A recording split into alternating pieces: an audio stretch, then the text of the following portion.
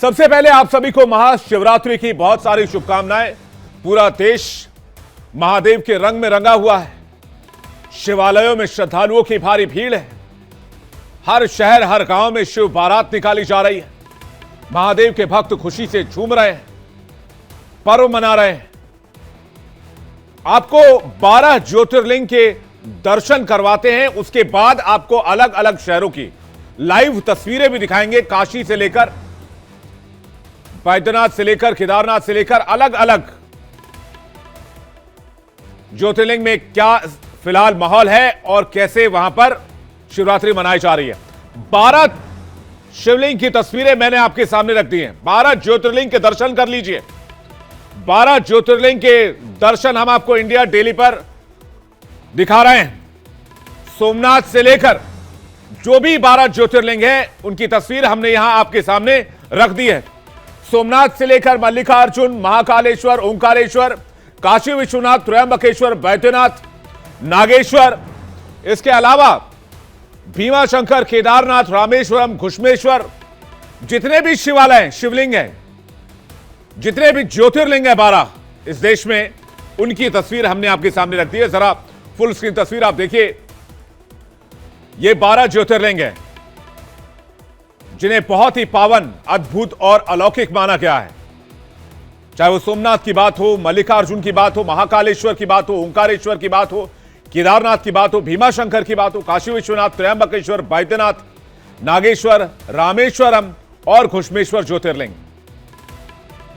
इनकी महिमा अपरंपार है। कहा जाता है 12 तस्वीर, 12 ज्योतिर्लिंग के एक साथ दर्शन करने पर सारी मनोकामनाएं पूर्ण होती हैं।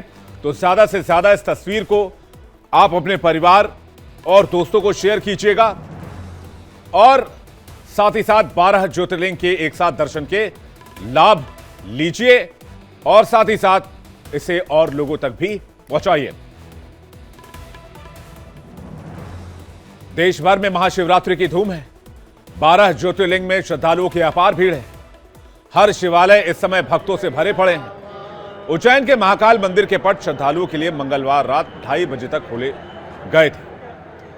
वहीं वाराणसी के श्री काशी विश्वनाथ मंदिर में मंगला आरती के बाद सुबह 3:30 बजे से श्रद्धालुओं के लिए लगातार 69 घंटे के लिए इसे खोला गया, जहां चारों पहर की आरती के दौरान भी श्री काशी विश्वनाथ महादेव की झांकी के दर्शन जारी रहेंगे। गुजरात में सोमनाथ महादेव मंदिर सुबह 4 बजे से ही भक्तों की कतार से पटा पड़ा है। भक्तों के सैलाब से पटा पड़ा है। मंदिर के पट 42 घंटे तक श्रद्धालुओं के लिए खुले रहेंगे। बाबा बैद्यनाथ मंदिर में भी श्रद्धालुओं की भारी भीड़ उमड़ रही है और बहुत ही खास बारात की तैयारी की गई है। अब आइए एक एक करके तस्वीरें देखते हैं अलग अलग जगहों से। यह काशी विश्वनाथ की तस्वीर आप देख रहे हैं, जहां पर आज योगी सरकार ने पुष्प वर्षा कराई मंदिर के ऊपर, श्रद्धालुओं के ऊपर। यह अलौकिक तस्वीर सामने आई जब महादेव के भक्त पूजा करने के लिए पहुंचे, जलाभिषेक के लिए पहुंचे, पंचगव्य अभिषेक के लिए पहुंचे, तब उनके ऊपर पुष्प वर्षा कराई जा रही थी। सीएम योगी आदित्यनाथ ने गोरक्षनाथ मंदिर में रुद्र अभिषेक किया। उसकी तस्वीर भी हम आपको दिखाते हैं। यह देखिए तस्वीरें, सीएम योगी आदित्यनाथ गोरक्षनाथ मंदिर में रुद्र अभिषेक करते हुए नजर आए। जरा तस्वीर आपको दिखाते हैं।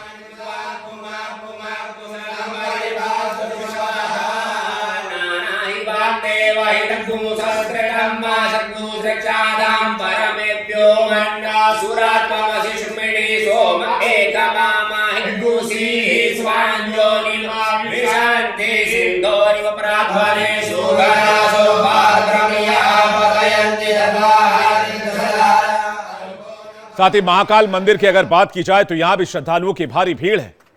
महाकाल मंदिर की तस्वीर इस वक्त आप देख रहे हैं। शिव के भजन गाने वाले गायक हंसराज रघुवंशी भी महाकाल मंदिर पहुंचे थे। ये तस्वीरें आप देखिए। महाकाल मंदिर में भक्तों का तांता लगा हुआ है। आज सुबह से ही भक्तों की कतार लगी हुई है। इसके अलावा बिहार की राजधानी खाजपुरा शिव मंदिर में भी शिव बारात निकाली गई। वो तस्वीर भी आपको दिखाते हैं। भव्य तरीके से यह बारात निकाली गई। यह तस्वीर आप देखिए। ये है बिहार की राजधानी पटना में खाजपुरा शिव मंदिर जो है बिहार की राजधानी पटना में, वहां की ये तस्वीर हम आपको दिखा रहे हैं जहां पर शिव बारात निकाली गई है।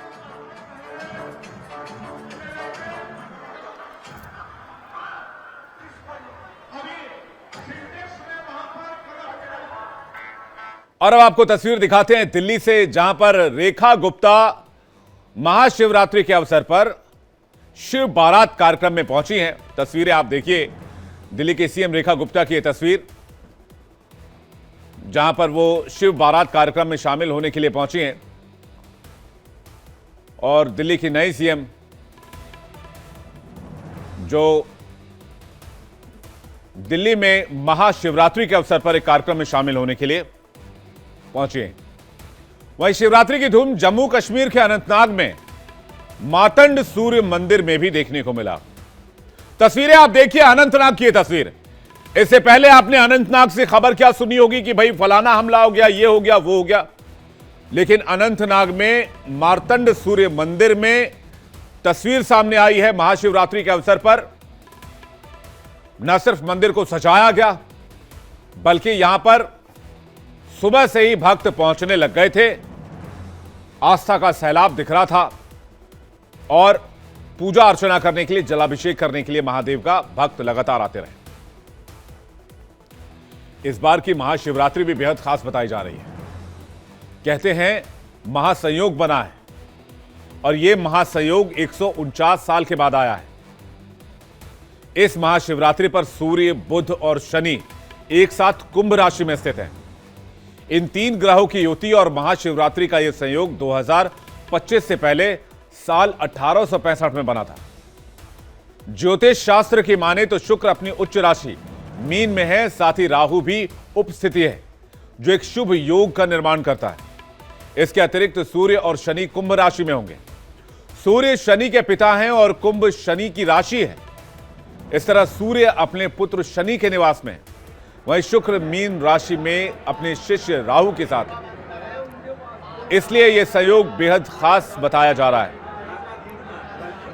बातचीत करने के लिए इस वक्त संतोष ओझा हमारे साथ जुड़ रहे हैं, जो कि काशी से है, और साथ ही साथ नित्यानंद है हमारे सहयोगी, जो कि रिपोर्ट लेकर वाराणसी से जुड़ रहे हैं। साथ ही साथ महंत रामदूत दास हमारे साथ, और जो कि धर्माचार्य हैं, और मंजू शर्मा जो कि हिंदू धर्म गुरु हैं, वो भी हमारे साथ जुड़ रही हैं। आप मेहमानों का स्वागत है, लेकिन सबसे पहले संतोष जी का रुख करेंगे। संतोष जी, जरा दिखाइए तस्वीरें। आज की तारीख में अगर काशी शहर नहीं देखा, काशी के लोगों को नहीं देखा, काशी के लोगों से बात नहीं की, तो फिर महाशिवरात्रि वाली बात हो नहीं पाती है।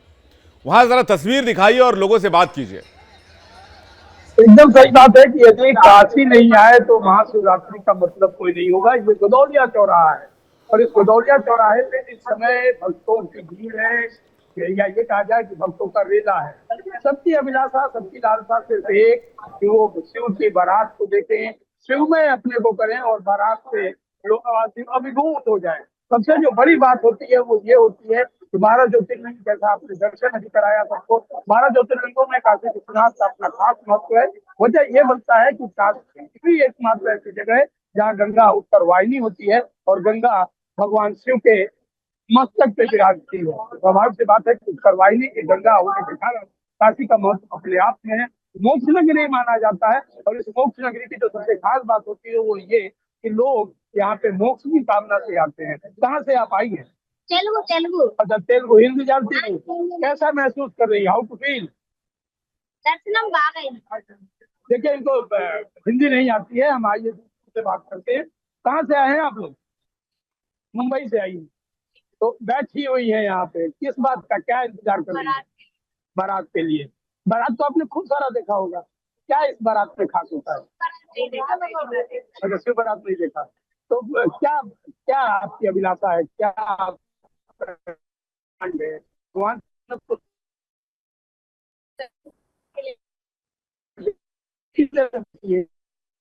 2 घंटे हो गए आगरा से शिव बारात देखने आया। अपनी मस्ती अपने लोग। देखिए लोग अलग अलग जगह से हैं, सबका कामना एक है। आइए हम एक यज्ञ जी संतोष जी, आप चूंकि काफी लोग वहां पर पहुंचे हैं, जन सैलाब है, इसलिए आपकी तस्वीरें आने में थोड़ी दिक्कत सी हो रही है, कम्युनिकेशन का इशू है। मैं नित्यानंद के पास जाऊं उससे पहले तो देश के कोने कोने में, देश के अलग अलग इलाकों में ऐसे ही शानदार कार्यक्रम का आयोजन किया जा रहा है और महाशिवरात्रि की धूम देखी जा रही है। एक बार फिर से आपको काशी ले चलते हैं, वाराणसी ले चलते हैं, जो कि प्रधानमंत्री का संसदीय क्षेत्र भी है। पर्यटन के लिहाज से पिछले कुछ सालों में काशी विश्वनाथ ही नहीं, अयोध्या की बात करें, प्रयाग की बात करें, इन क्षेत्रों में बहुत ज्यादा हिंदू धर्म में आस्था रखने वाले पर्यटक पहुंचे हैं। और जल्दी से नित्यानंद का रुख करते हैं। नित्यानंद, क्या माहौल है आज और बारात कार्यक्रम को लेकर क्या जानकारी है आज? महाशिवरात्रि को लेकर के काशी में काफी उत्साह का माहौल है और अभी अब से कुछ क्षण पहले बाबा विश्वनाथ की भव्य बारात निकाली गई। बता दें कि ये बारात कई वर्षों से निकाली जा रही है, जो कि एकदम पारंपरिक तरीके से निकाली जाती है। इसमें भारी संख्या में श्रद्धालु उपस्थित होते हैं और इस बारात में भूत, प्रेत, पिशाच, देव देवता सहित स्वयं बाबा विश्वनाथ और माता पार्वती का स्वरूप किए भक्तगण रथ पे सवार होके मौजूद होते हैं। ये बारात वाराणसी के मैदागिन चौराहे से बाबा विश्वनाथ के धाम तक जाती है। ठीक है, तस्वीर आप दिखाते रहिएगा। रुक करते हैं जल्दी से हमारे मेहमानों का, आपके पास वापस लौटेंगे नित्यानंद। महंत रामदूत दास जी और मंजू शर्मा जी हमारे साथ हैं। महंत रामदूत जी, एक सवाल जो मैं आपसे पूछना चाह रहा था कि महादेव जो हैं, देवों के देव महादेव, वो बड़े लोकतांत्रिक देवता हैं। देवता भी उनकी बारात में है, राक्षस भी उनकी बारात में है, गणों का समूह भी उनके बारात में है, वो पशुपति नाथ भी कहे जाते हैं। तो एक तरह से पूरी प्रकृति उनके बारात में शामिल होती है। विवेक जी, सर्वप्रथम तो आपको शिवरात्रि महापर्व की और एवं आपके दर्शकों को बहुत बहुत मंगल कामनाएं। भोलेनाथ की कृपा सभी पर बनी रहे। रहा बात आपकी प्रश्न का, तो भोलेनाथ के बारे में ये कहा गया है कि जिसे कोई नहीं अपनाता उसे बाबा अपना लेते हैं। चूंकि देवताओं की बारात में हमेशा बराबरी का या एक सहज भाव का एक वो रहता है, लेकिन बाबा ऐसे विचार के हैं, आशुतोष तुम अवडर दानी, आरती हरौ दीन जन जानी। बाबा एक ऐसे स्वभाव के हैं, भोलेनाथ के बारे में इतना सरल और सहज स्वभाव माना जाता है कि जिसे कोई नहीं अपनाता, भूत प्रेत पिशाच ब्रह्मराक्षस शाकनी डाकनी जितने भी गण हैं, जिनसे लोग दूर भागते हैं, जिनसे देवता दूर भागते हैं, वो बाबा की शरण में उपलब्ध होते हैं। और बाबा कहते हैं कि जिसे कोई नहीं अपनाता उसे हम अपनाते हैं। इसलिए तो कहते हैं कि शिव समान दाता नहीं, विपटी बिडारन हार, और लज्जा सबकी राखियो वरधा के यशवार। भगवान भोलेनाथ की जितनी प्रशंसा है, भूरी भूरी प्रशंसा की जाए उतनी कम है, और सहज भाव से उपलब्ध है। न मंत्रम नो यंत्रम तदपि न जाना, ये स्तुति महो, जिसकी ये भाव होता है कि मैं मंत्र नहीं जानता, मैं यंत्र नहीं जानता, मैं तंत्र नहीं जानता, मैं स्तुति नहीं जानता, तो वो शिव पंचाक्षर करुणा के अवतार भी तो कहे जाते हैं। मुझे लगता है विश्व की समस्याओं का समाधान आज की तारीख में भी कहीं है तो वो शिव के विचार में है, महादेव के जो बताए गए पथ है उसमें है। इसलिए कहा भी तो जाता है, बहुत जो मंत्र है बहुत बड़ा, वो मैं यहां पर कहना चाहूंगा, कर्पूर गौरम करुणावतारम संसार सारम भुजगेंद्र हारम सदा वसंतरम हृदय रविंदे भवम भवामी सहितम नमामि। मंजू जी, आज की तारीख में, आज के परिप्रेक्ष्य में, मैं इसको थोड़ा न्यूज से भी कनेक्ट कर देता हूं। अगर मौजूदा दौर के प्रॉब्लम का सॉल्यूशन किसी के पास है तो वो महादेव ही हैं। आप सभी को महाशिवरात्रि की बहुत बहुत शुभकामनाएं। जैसे कि आपने कहा, महादेव ही हैं। महादेव, देवों के देव महादेव, सभी पे कृपा करने वाले, शिव ही सत्य है और शिव ही सुंदर है और शिव ही अनंत है। तो जैसे कि आपने कहा, जैसे कि हम कुंडली में देखते हैं, मैं ज्योतिष आचार्य भी हूँ, और कुंडली में दशाओं के जो ग्रह होते हैं, फल होते हैं, काफी कष्टकारी होते हैं। तो वहां हम लोगों को बोलते हैं आप ओम नमः शिवाय का जाप करना शुरू करें, क्योंकि ओम नमः शिवाय मंत्र भगवान शिव को अति प्रिय है। और काशी, जैसे कि आप अभी काशी का जिक्र कर रहे थे, भगवान शिव की प्रिय नगरी काशी है। माता पार्वती के साथ विवाह करके वो वहीं पर गए थे। उसके बाद जो होली प्रथम उन्होंने खेली वो भी काशी में ही खेली थी। काशी के लिए भी एक बहुत सुंदर पंक्ति मेरे पास है, जैसे कि चना चवेना गंगा जल जो पूर्वे करतार और काशी कभू न छोड़िए विश्वनाथ दरबार। तो बाबा विश्वनाथ की नगरी है। और जो विवाह का कारक है, जैसे कि हमारे देश में विवाह होता है तो कितनी धूमधाम से लोग बारात में जाते हैं और जी। उत्सव मनाते हैं कि विवाह होगा। तो सेम वही आज महाशिवरात्रि है, जो विशेष रात्रि है पूजा करने के लिए, उत्सव मनाने के लिए और कहीं ना कहीं मंत्र सिद्धि के लिए। तो मैं हमेशा कहती हूँ कि आप प्रभु के शरण में जाइए और जी। श्रद्धा से मंत्रों का जाप करिए, क्योंकि कलयुग केवल नाम आधारा और सुमिर सुमिर नर उतर ही पारा। आपको बिना नाम के, बिना मंत्र के सक्सेस नहीं मिलने वाली। बिल्कुल, नाम जप करना बहुत जरूरी है। आचार्य डीपी शास्त्री इस वक्त हमारे साथ जुड़ रहे हैं। डीपी शास्त्री जी के पास जा रहे हैं। डीपी शास्त्री जी, एक बेहद पावन संध्या है और ऐसे में हम जैसे कामकाजी लोगों की दिक्कत ये हो जाती है कि हम अपने आराध्य के लिए वक्त नहीं निकाल पाते।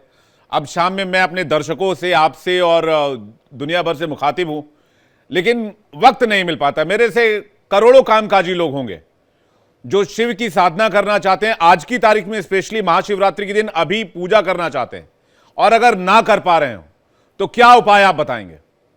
मैं कह रहा हूँ मानसिक पूजा करिए ना। आप अच्छा। अपने टीवी चैनल, मीडिया से, घर से, व्यापार से, विश्व के किसी पटल पे आप बैठे हैं, किसी कंट्री में हैं, मन से भगवान शिव को आराधना करें। आपके जो चक्र है, 7 चक्र है, मूलाधार चक्र से लेकर के मणिपूरक चक्र, स्वादिष्ठान चक्र, कोई भी चक्र की जागृति आज शिवरात्रि में आप कर सकते हैं। आपको किसी वस्तु की जरूरत नहीं है, किसी भी ऐसे सामग्री की भी जरूरत नहीं है। एक ही जरूरत है आपको कि मन को शांत चित्त करके अपने आसन पे बैठ करके, अपने भी किसी जगह पे बैठ के भगवान शिव को ध्यान करना, नमन करना, प्रणाम करना। आप देखिए आपको कितना बेनिफिट मिलता है, कितना लाभ होता है। कालों के काल महाकाल है। देवादिदेव महादेव जो हम पूजन करते हैं, इनका जो स्वरूप है संसार में, जी, वो दिव्य स्वरूप है। और दिव्य रूप में हम इसलिए इनको पूजा करते हैं कि महादेव जो है सबके जगत के कल्याणकारी हैं। अभी आप कह रहे थे कर्पूर गौरम करुणावतारम, जो कर्पूर के समान सुंदर है, करुणा के सागर हैं, ज्ञान भक्ति वैराग्य के संसार में आशीर्वाद प्रदान करने वाले जी। हैं, हमारे जीवन में दाम्पत्य के रक्षक हैं, बच्चों से लेके फाइनेंस या व्यापार में आपके जो कुबेर के सिद्धि के आशीर्वाद प्रदान संसार में करके देते हैं। जिनको रावण ऐसे व्यक्ति भी भज के संसार में परमपिता परमात्मा के समकक्ष खड़ा हो गया अपने तपस्या के बल से, चाहे वो जीवन में जो कुछ किया। ये कहने के मतलब है कि शिव किसी वस्तु के नहीं भूखे हैं, शिव आपके भाव के भूखे हैं, भावना के भूखे हैं। बिल्कुल सही बात जी। कुछ महंत रामदूत जी के पास जा रहा हूं डीपी शास्त्री जी, उसके बाद आपके पास लौटता हूं। महंत रामदूत जी, क्या सरल उपाय आप बताएंगे, क्या करना चाहिए? देखिए विवेक जी, श्री रामचरितमानस कहती है, मंत्र जाप मन और दृढ़ विश्वासा, पंचम भगति सुभेद प्रकाशा। आज के दिन और किसी भी विशेष मुहूर्त में, चाहे वो जन्माष्टमी का पर्व हो, चाहे वो रामनवमी का पर्व हो, चाहे वो सावन हो या नवरात्र हो, मुख्य रूप से प्रत्येक व्यक्ति के जो आराध्य होते हैं उस हिसाब से सबसे बड़ी जो पूजा है, एक घड़ी आदि घड़ी यादों में पुनियाद, तुलसी संगत साधु की हरे कोटि अपराध। सबसे बड़ी जो पूजा है, मानसिक रूप से मंत्रों का जाप करना, भगवान के प्रति श्रद्धा रखना और अपने विचारों को, अपनी बुद्धि को शुद्ध रखना। काम क्रोध मद लोभ सब नाथ नरक के पंथ। जब हम संसारिक जीवन में फंसे हैं, ये बात स्वाभाविक है कि हम उसमें माया का प्रभाव होगा, लेकिन जितना हो सकता है ईश्वरीय भक्ति की, क्योंकि क्या होता है कि जहां काम तहां राम नहीं, जहां राम नहीं काम।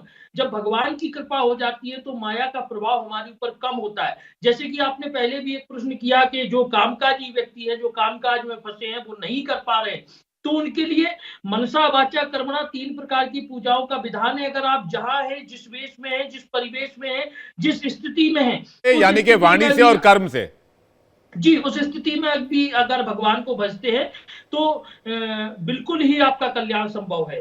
क्योंकि भगवान भी समझते हैं कि आप ग्रह कारक नाना जंजाला जयति दुर्गम शैल विशाला, आप अपने जीवन यापन के लिए व्यस्त हैं और वो आपका कर्तव्य भी है, दायित्व भी है, उसका भरण पोषण परिवार का अपना ये करना आपकी भी जिम्मेदारी है। तो ईश्वर भी इस चीज को समझता है। ये विशेष पूजा विधान है, ये वैदिक ब्राह्मणों के लिए है या सन्यासियों के लिए या साधुओं के लिए, नागाओं के लिए है, लेकिन जो व्यस्ततम लाइफ में है, जो अपने जीवन यापन में व्यस्त है, तो उनके लिए एन केन प्रकार वो जिस हिसाब से भी जितना भी समय निकाल सकते हैं वो भगवान की सेवा करें, मन से भी करें, वचन से करें, और अगर शिवालय जाके कर सकते हैं तो अति उत्तम है। तो जैसा समय हो, जिस हिसाब का समय हो, बस भगवान का नाम स्मरण करते रहें, ईश्वर जरूर आप पर कृपा करेगा। जी बिल्कुल ठीक बात आपने कही। मनसा वाचा कर्मणा, मन से, वचन से और कर्म से अगर देखा जाए तो ये भी एक तरीका हो सकता है कि हम भगवान शिव को पूज सकते हैं, मन से याद कर सकते हैं, वचन से उनका नाम ले सकते हैं और कर्म से ऐसी चीज़ें करें जो किसी का आहित ना करे। और वैसे भी महादेव से बड़ा एग्जाम्पल इससे क्या हो सकता है कि उनकी बारात में गण भी हैं, राक्षस भी हैं, सुर भी हैं, असुर भी हैं, देवता भी हैं, हर कोई है। कितने लोकतांत्रिक है प्रभु, मतलब इससे बड़ा एग्जाम्पल और कुछ नहीं हो सकता सेक्युलरिज्म का। रामदूत जी देखिए विवेक जी, भगवान के गणों में तो यहाँ तक कहा गया है कि जब भगवान शिव की बारात गई तो बाराती भी ऐसे थे, को मुखहीन विपुल मुख काहू, किसी के तो मुख ही नहीं था, किसी के हजारों मुख थे। तो जब देवता आगे चलने लगे, चूंकि भगवान शंकर का भी वही रूप है, कानों में बिच्छुओं के कुंडल है, गले में सर्पों का हार है, माथे पर चंद्रमा है, बड़ी बड़ी जटाएं है, अद्भुत स्वरूप है, त्रिनेत्र है। तो ऐसे भोलेनाथ की बारात में देवताओं को लगा कहीं ना कहीं ये हमारा उपहास कराएंगे, तो वो देवता आगे चलने लगे अपने अपने विमानों से। तो जब नंदी ने ये देखा कि प्रभु अब तो अकेले रह गए, बारात कैसे जाएगी, अरे बोले हमारे गण है ना। तो बोले अच्छा, प्रश्न किया कौन से गण हैं, बोले भूत प्रेत पिशाच ब्रह्म राक्षस गंधर्व, इन लोगों को बुलाइए। तो प्रमुखता ये होती है कि भगवान की भक्ति में भोलेनाथ ये बताते हैं कि भाव महत्व देता है, स्वभाव महत्व नहीं देता। भावना में भावना तो भावना बेकार है, और भावना में भाव है तो भविष्य बेड़ा पार है। अगर आपकी पूजा में भले ही आपके पास सिंगदानों का या स्वल्पाहार का भोग हो, 56 भोग ना हो, लेकिन भोग ग्रहण कराने का अगर आपके पास भाव हो, तो यही कलिकाल में ऐसे कई प्रमाणित कथाएं हैं कि भगवान ने स्वयं आके भक्तों के हाथ से प्रसाद पाया है।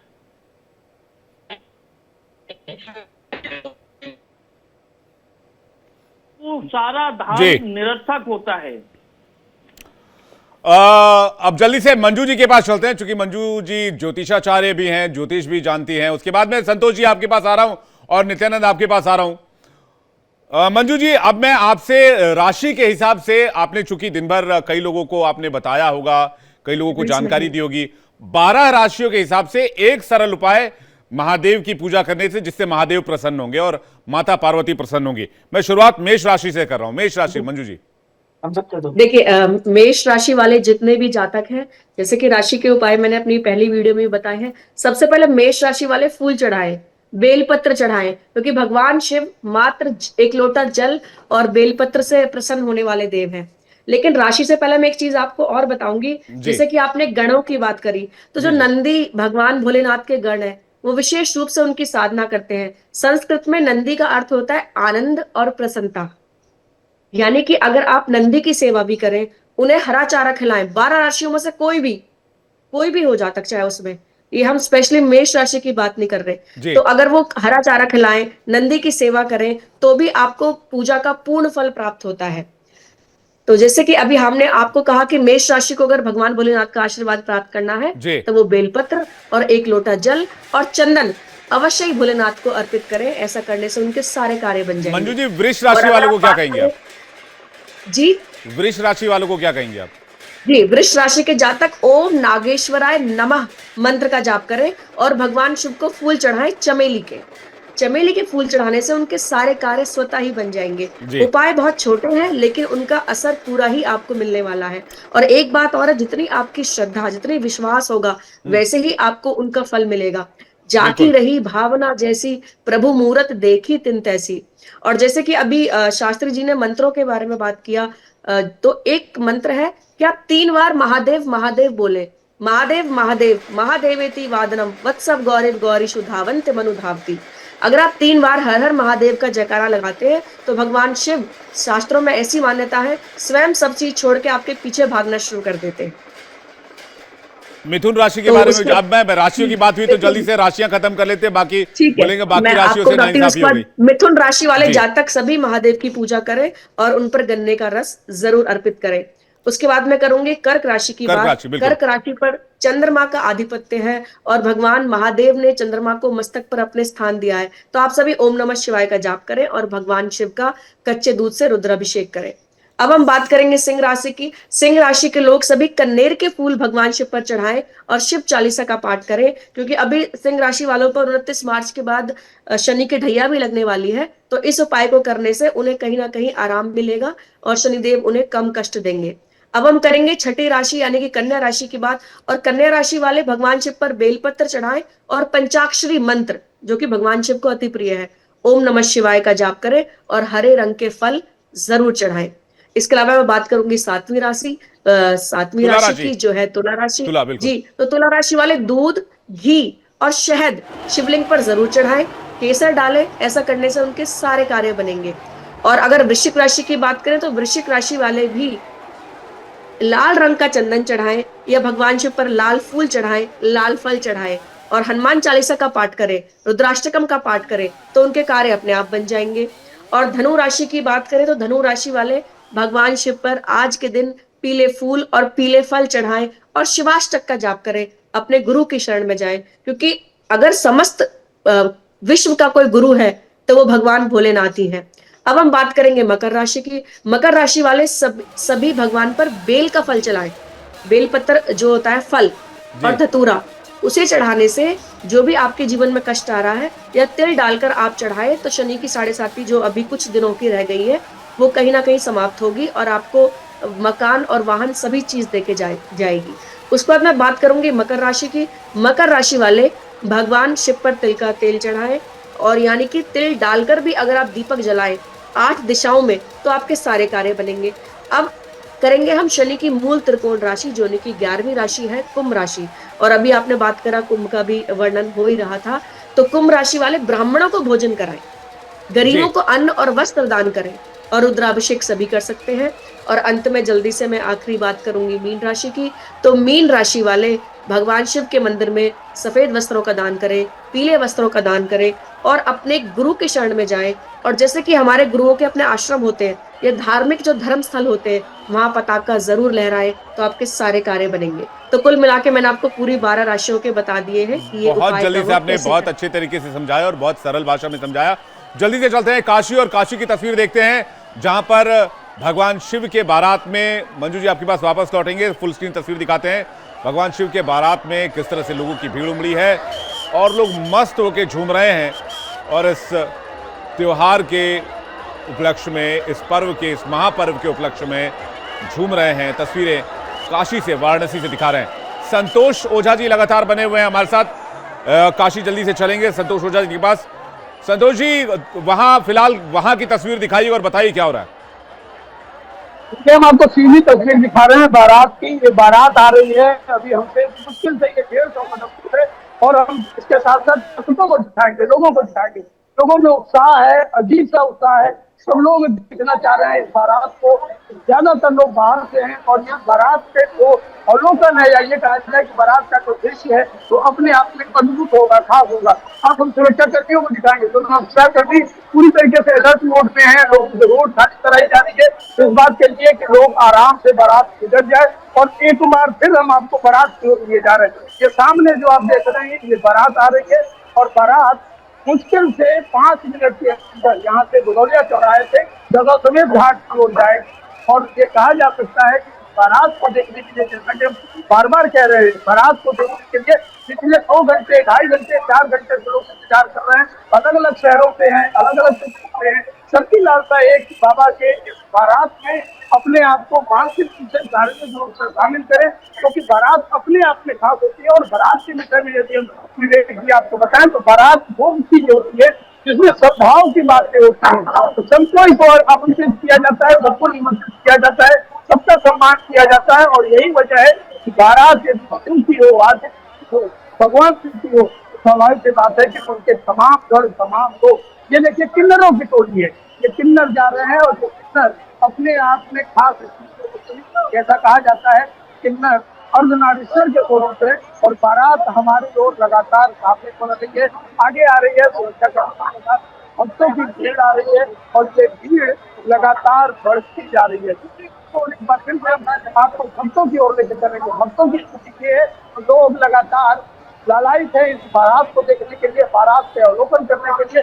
चारों तरफ लोगों को ब्रैकेटिंग करने के लिए सुरक्षा कर्मी लगातार एक्टिव है इस जी। बात के लिए कि बारात का सफर यहाँ से संपन्न हो, आगे की ओर बढ़े। सुरक्षा के भी काफी पुख्ता इंतजाम किए गए हैं, पैरा फोर्सेस की तैनाती भी की गई। तस्वीरों में हम देख पा रहे हैं पुलिस भी मुस्तैद है, क्योंकि काशी में जबरदस्त भीड़ है। नित्यानंद भी हमारे साथ बने हुए, जल्दी से नित्यानंद से एक सवाल लेते हैं। नित्यानंद, ये कार्यक्रम कब तक चलने वाला है आज का? जी, बाबा के दरबार में लगातार 32 घंटों तक अनवरत दर्शन पूजन चलेगा। बाबा का दरबार कल रात्रि से 2:30 बजे के बाद मंगला आरती से शुरू हो गया था आम श्रद्धालुओं के लिए दर्शन पूजन, और ये दर्शन पूजन 32 घंटों तक अनवरत लगातार चलता रहेगा। जी नित्यानंद, बहुत बहुत शुक्रिया इस जानकारी के लिए, और संतोष जी आपका भी शुक्रिया। आगे भी तस्वीरों के लिए आपके पास वापस लौटते रहेंगे। फिलहाल बहुत धन्यवाद हमारे साथ जुड़ने के लिए। जल्दी से चलते हैं महंत रामदूत दास जी के पास।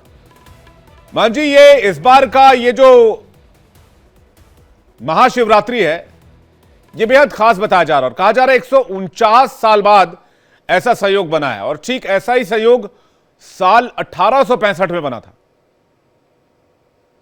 देखिए विवेक जी, पौराणिक महत्व से ये बात बिल्कुल सत्य है कि ये 149 साल का मुहूर्त बना है, लेकिन ये लौकिक दृष्टि से भी ये शिवरात्रि बहुत महत्वपूर्ण है, क्योंकि जिस हिसाब से वर्तमान भारत में 2025 में जिस हिसाब से धर्म की और सनातन की जो परिस्थितियां बनी हुई थी, लेकिन महाकुंभ ने एकदम आके ऐसा पलट फेर किया है लोगों के हृदय को, कि वास्तविकता में मुहूर्त तब मायने देते हैं जब व्यक्ति उस मुहूर्त को समझे। और आज सनातन की वो अलग भारत में जगी है कि आप काशी देख लें, आप अयोध्या देख लें, आप संगम नगरी प्रयाग को देखें, तो वहां भक्तों के अंदर ऐसा हुजूम जागृत हुआ है, ऐसा उनके हृदय में भगवत भक्ति जागृत हुई है कि ये मुहूर्त को स्वयं में विशेष बना दिया है पूरे भारत के लिए। क्योंकि पहले शिवालय उतने भरे हुए नहीं रहते थे, लेकिन आज ये स्थिति बनी है कि पूरा, ये एक जागृति भी है ना महंत जी, एक जागृति भी है, ये एक जागृति कह सकते हैं आप अपने धर्म को लेकर, अपने संस्कृति को लेकर। ये भी तो जरूरी है, और मुझे लगता है कि ये एक अच्छी दिशा में जो है ये बात जा रही है। और इसे अगर धर्म को लेकर जागृति आ रही है, आस्था को लेकर जागृति आ रही है, तो ये बहुत अच्छी बात है। जैसे कि 66 करोड़ लोगों ने महाकुंभ में स्नान किया। क्या क्या रिकॉर्ड बने आपको जल्दी से हम बताएंगे, लेकिन उससे पहले जल्दी से मंजू जी का रुख कर लेते हैं एक बार, और उनसे जानते हैं कि कई लोगों पर ढैया और साढ़े साती का जो है वो असर है, और कई लोगों की शुरू भी होने वाले हैं। तो उसके लिए एक छोटा सा सरल सा उपाय तमाम लोगों के लिए बता दें मंजू जी, क्या करना चाहिए आज शिवरात्रि के दिन उनको। देखिए, एक बहुत सरल और छोटा सा उपाय है। जो शनि देव हैं, उनके जो गुरु है भगवान भोलेनाथ हैं, तो बहुत सीधी सी बात है कि आप गुरु की शरण में जाइए तो चेला अपने आप शांत बैठा रहेगा। दूसरी बात, सारी बातें हमने कर ली, लेकिन भोग के बारे में कोई बात नहीं करी। तो मैं कहना चाहती हूँ कि शिवरात्रि के दिन आप भगवान शिव को लस्सी का भोग लगाएं, मालपुए का भोग लगाएं, हलवा का भोग लगाएं और मखाने की खीर का भोग लगाएं। देखिए, हमारे हिंदू धर्म में भोग का और भोजन का विशेष महत्व है। तो अगर आप अच्छी चीजों का भोग लगाएं तो निस्संदेह आपके सारे कार्य बनेंगे। और रही अभी ढैया और साढ़े साती की बात, तो 29 मार्च 2025 के बाद शनि अपनी राशि परिवर्तन करेंगे। उसके बाद जो है मैं बताऊंगी आपको, कुंभ, मीन और मेष राशि वालों पे ये कष्टकारी समय शुरू होगा। तो सबसे सरल और आसान उपाय है कि आप ओम नमः शिवाय का जाप करें, भोलेनाथ की शरण में जाएं, वो स्वतः ही आपके सारे कार्य बना देंगे। ठीक है मंजू जी, बहुत बहुत शुक्रिया अपना कीमती समय निकालने के लिए और बहुत सरल तरीके से महाशिवरात्रि की पूजा का उपाय आपने बताया। और महंत रामदूत जी आपका भी बहुत बहुत शुक्रिया हमारे साथ जुड़ने के लिए। लेकिन अब चलते हैं अगली खबर की तरफ से। महाशिवरात्रि के मौके पर महाकुंभ में भी अद्भुत तस्वीर देखने को मिली। महाकुंभ के ऊपर तो बाकायदा एयर शो का आयोजन किया गया। देश भर से श्रद्धालु पहुंचे और पिछले 1.5 महीने के अंदर एक ऐसा अनब्रेकेबल रिकॉर्ड बन गया है जिस रिकॉर्ड को पूरी दुनिया की कोई ताकत नहीं टच कर सकती, चाहे वो अमेरिका ही क्यों ना हो। जी हां, बिल्कुल सही सुन रहे हैं आप। महाकुंभ के आखिरी दिन 2 करोड़ से ज्यादा लोगों ने स्नान किया है, जिसे स्नान करने वाले लोगों का आंकड़ा 66 करोड़ 21 लाख तक पहुंच गया। और जब ये स्नान चल रहा था तो ये भव्य एयर शो का आयोजन किया गया। इस तस्वीर को आप देखिए, 3 सुखोई विमान आसमान के ऊपर से, और लोग उस समय जोश से ओतप्रोत थे, जोश उनके अंदर आया था। आपको सुनवाते हैं और दिखाते हैं तस्वीर, शानदार तस्वीर आप देखिए एयर शो जो कि प्रयाग के ऊपर से आज देखने को मिला।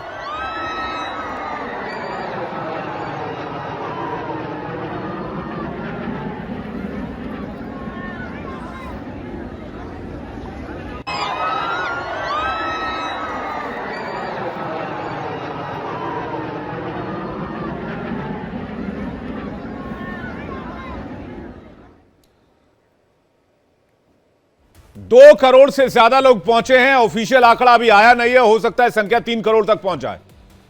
इसके बाद संगम में स्नान करने वालों का आंकड़ा 66 करोड़ 21 लाख पर पहुंच गया है। हो सकता है ये फाइनल आंकड़ा 66.5 करोड़ 67 करोड़ के लगभग पहुंचे। और यह आंकड़ा अमेरिका की आबादी से करीब 2 गुना है। अमेरिका की आबादी 34 करोड़ की है। महाशिवरात्रि स्नान के साथ ही 45 दिन तक चले महाकुंभ का समापन हो गया। आखिरी दिन करीब 3 करोड़ लोगों के स्नान करने का अनुमान है, जिसके बाद महाकुंभ में स्नान करने वालों का आंकड़ा 67 करोड़ के पार चला जाएगा। संगम में डुबकी लगाने वालों की संख्या 193 देशों की जनसंख्या से ज्यादा है। सिर्फ भारत और चीन की आबादी ही महाकुंभ में आए श्रद्धालुओं से ज्यादा है।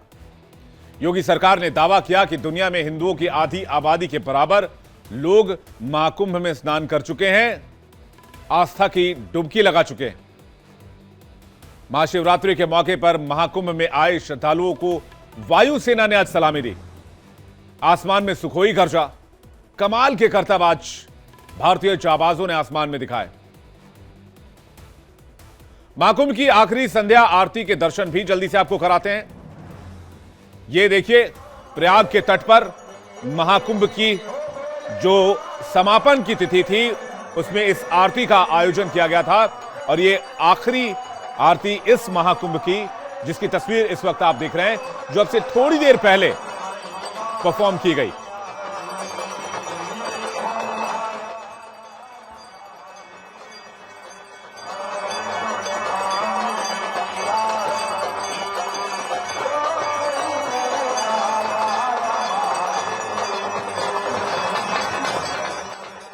अब महाकुंभ के महा रिकॉर्ड के बारे में भी जान लीजिए। अब तक लगभग 67 करोड़ लोगों ने आस्था की डुबकी लगाई है। भारत चीन के अलावा किसी देश की इतनी आबादी नहीं है। हर रोज औसतन 1.5 करोड़ से ज्यादा लोगों ने डुबकी लगाई। 9 लाख साधु संत नागा और 10 लाख कल्पवासी मेले में रहे। 73 देशों के डिप्लोमेट्स पहुंचे और 50 लाख विदेशी प्रयागराज पहुंचे। 4000 हेक्टेयर में महाकुंभ का आयोजन किया गया था। दुनिया के सबसे बड़े स्टेडियम से 160 गुना बड़ा है महाकुंभ क्षेत्र। 4 लाख से ज्यादा तंबू और 1.5 लाख से ज्यादा टॉयलेट बनाए गए थे।